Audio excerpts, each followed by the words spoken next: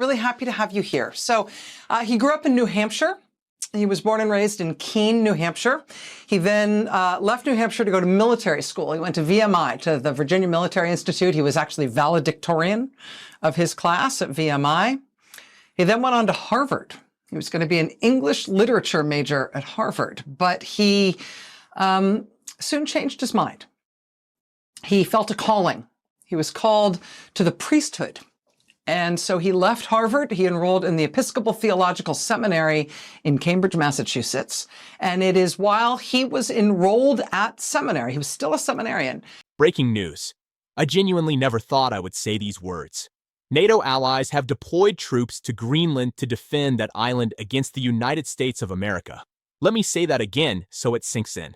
Countries that have fought alongside America for 80 years. Countries whose soldiers died next to ours in Afghanistan and Iraq. Countries we swore to protect and who swore to protect us. Those countries have now sent their military forces to stand guard against us. Denmark, Germany, France, the United Kingdom, Norway, Sweden, the Netherlands, and Finland have all deployed soldiers to Greenland as part of something called Operation Arctic Endurance. And their mission is not to fight Russia. Their mission is not to counter China. Their mission is to protect Greenland from Donald Trump. And if that was not enough to make you question everything you thought you knew about America's place in the world, consider what happened on the same day.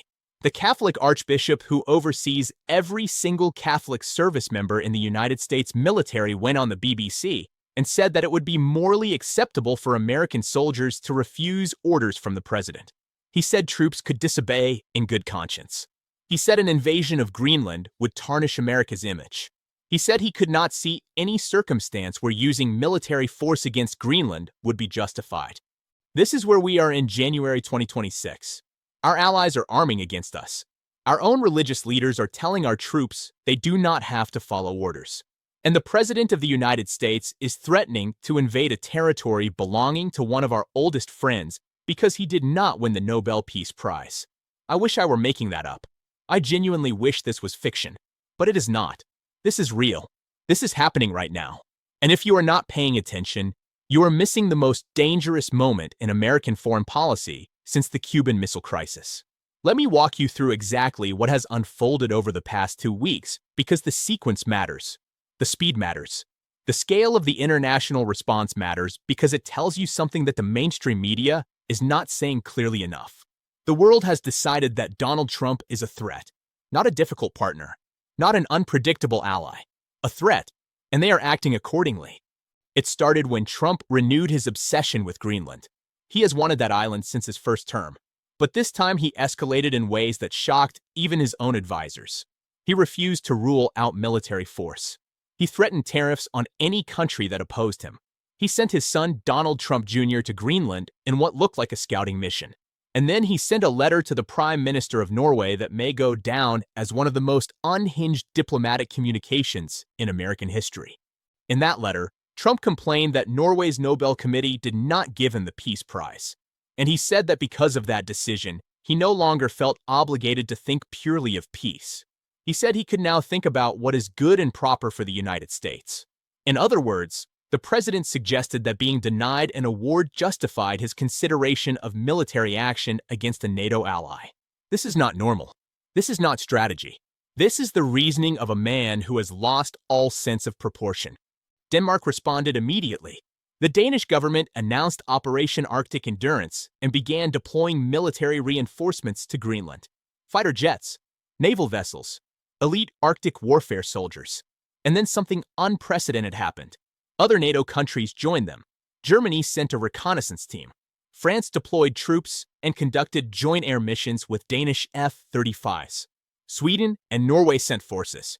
The United Kingdom, the Netherlands, and Finland all contributed personnel. Here is why this matters to you personally. These are not symbolic gestures. These are military deployments designed to create facts on the ground.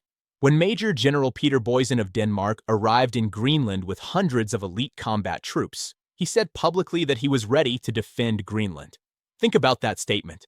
A Danish general saying he is ready to defend against the United States. Our ally, our partner, a country that invoked Article 5 of NATO to help us after September 11th.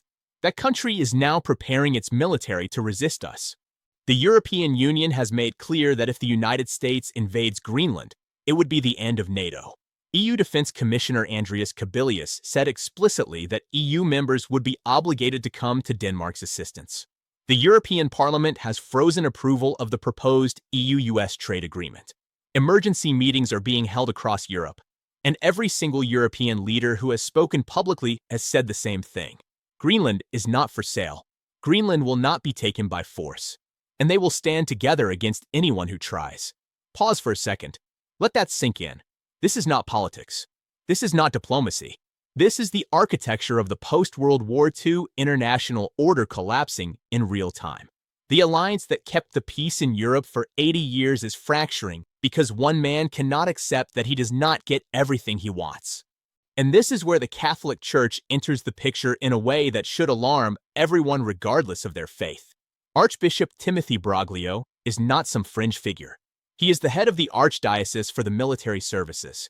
He oversees the spiritual care of every Catholic in the United States Armed Forces. His job is to support the troops. His job is to help them serve. And he went on international television and told those troops that they could refuse orders.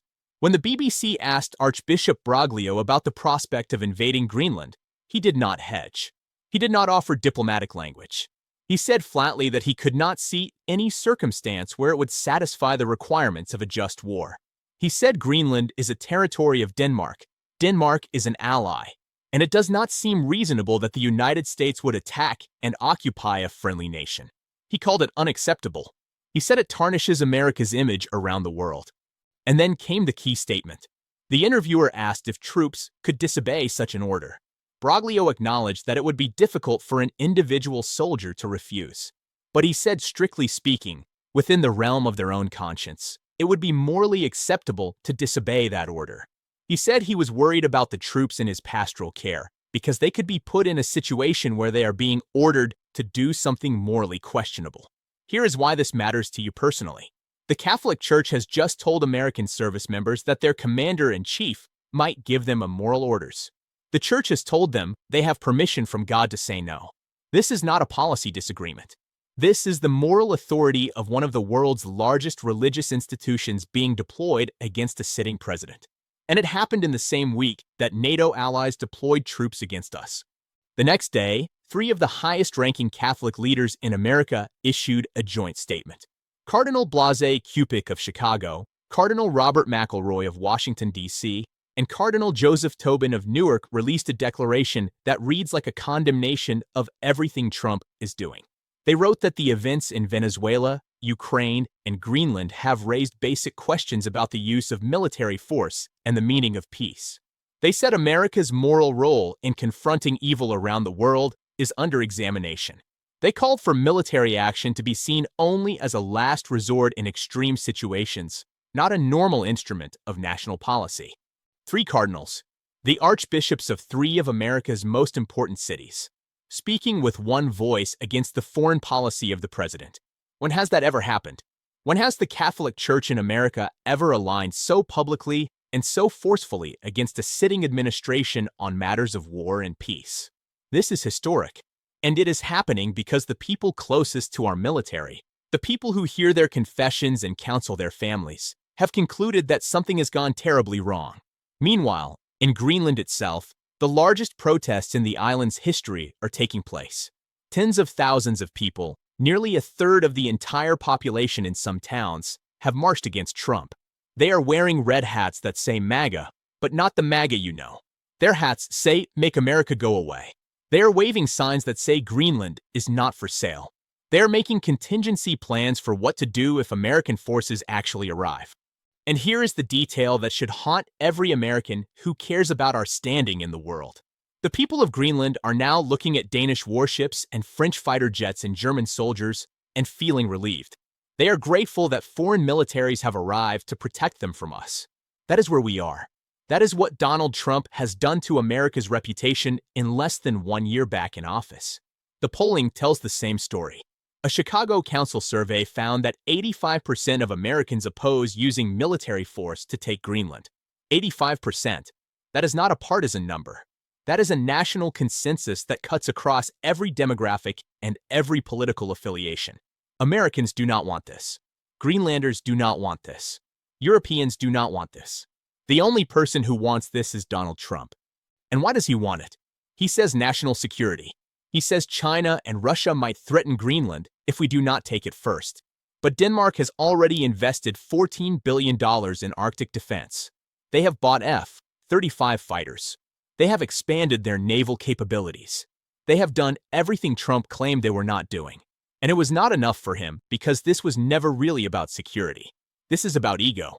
This is about a man who wants to be remembered as the president who expanded American territory. This is about a real estate deal dressed up as geopolitics. Former Republican Senate Majority Leader Mitch McConnell said that seizing Greenland would mean incinerating the hard-won trust of loyal allies. A bipartisan delegation of 11 members of Congress traveled to Greenland to emphasize 200 years of friendship with Denmark. Even Republicans are breaking with Trump on this because they understand what he apparently cannot. America's strength comes from our alliances. It comes from the trust we have built over generations. It comes from the fact that when we give our word, countries believe us. Trump is burning all of that to the ground for an island most Americans could not find on a map. Canadian Prime Minister Mark Carney spoke at Davos and described what is happening in stark terms. He said we are in the midst of a rupture, not a transition. He said great powers are using economic integration as weapons, tariffs as leverage, financial infrastructure as coercion. He was talking about Trump. He was describing what the United States has become under this president. And he called on other nations to create a third path, one that does not involve submission to American bullying. This is how empires die, not with dramatic military defeats, but with the slow erosion of trust. Not with foreign enemies, but with the alienation of friends. When your allies start deploying troops against you, when your own religious leaders tell soldiers they can refuse orders, when the entire world watches you threaten a tiny island because you did not get a prize, the damage is not military. The damage is moral. The damage is to the idea that America stands for something better than raw power. So what happens next? Trump went to Davos and said he would not use force. He claimed he had reached a framework deal with NATO. But within hours, NATO Secretary General Mark Rutte went on television and said Greenland was not even discussed in their meeting. The supposed deal was fiction. The supposed framework was empty. Trump created a crisis, pretended to solve it, and called it a victory while the actual problem remained exactly where it started. The tariffs he threatened are still hanging over Europe. The troops NATO deployed are still in Greenland. The fractures in the alliance are still widening. And Trump is still Trump. Still demanding what he cannot have, still threatening what he should not threaten, still confusing Iceland with Greenland 4 times in a single speech while the world watches in disbelief. Here is what I need you to understand. This is not going to fix itself. The relationships being damaged right now took decades to build. The trust being destroyed right now saved millions of lives during the Cold War. The alliance being shattered right now is the reason Europe has been at peace for 80 years. And one man, in 1 year, is tearing it all apart because his ego cannot tolerate being told no. The Catholic Archbishop told troops they can disobey. The NATO allies deployed soldiers against us. The world is drawing lines. And every American has to decide which side of those lines they stand on. Do you stand with an alliance that has kept the peace? Or do you stand with a president who threatens war against friends for personal glory? If this video made you think, if it opened your eyes to what is happening, smash that like button right now. Subscribe if you have not already. Share this with everyone you know because the mainstream media is covering this as a diplomatic dispute. It is not a dispute. It is a collapse. And we are watching it happen in real time. The President of the United States has turned America's closest allies into adversaries. The Catholic Church is telling soldiers to follow their conscience instead of their commander. NATO forces are stationed in Greenland waiting to see if they need to defend against the country that founded the alliance. This is January 2026. This is where we are. And the question now is not what Trump will do next. The question is what we will do. What will you do? Stay informed. Stay vigilant. And remember that the world is watching. They are watching to see if Americans will stop this. They are watching to see if the country that built the international order will save it or destroy it. History is being written right now. Make sure you are on the right side of it. And I want to leave you with one final thought. Throughout American history, there have been moments when the country faced a choice between power and principle. The Revolution, the Civil War, the Civil Rights Movement. This is another one of those moments. Not because Greenland is strategically vital, not because Trump might actually invade, but because what happens now determines what kind of country we become. Do we remain a nation that leads through example? Or do we become a nation that takes what it wants because it can? The Catholic Archbishop understood this. That is why he spoke. He was reminding every soldier that their oath is to the Constitution, not to any individual president. He was giving them permission to be better than what they are being asked to do. The NATO allies understood this. That is why they deployed. They sent their soldiers not to fight, but to stand. To say we are here. To say this matters. The people of Greenland understood this. That is why they marched. They cannot defeat the United States, but they can refuse to be silent. They can remind the world that 56,000 people live on that island, and every one of them has dignity. I do not know how this ends, but I know this. Silence is a choice. Inaction is a choice. And every choice has consequences. The Archbishop spoke. The Allies acted. The Greenlanders marched. Now it is your turn.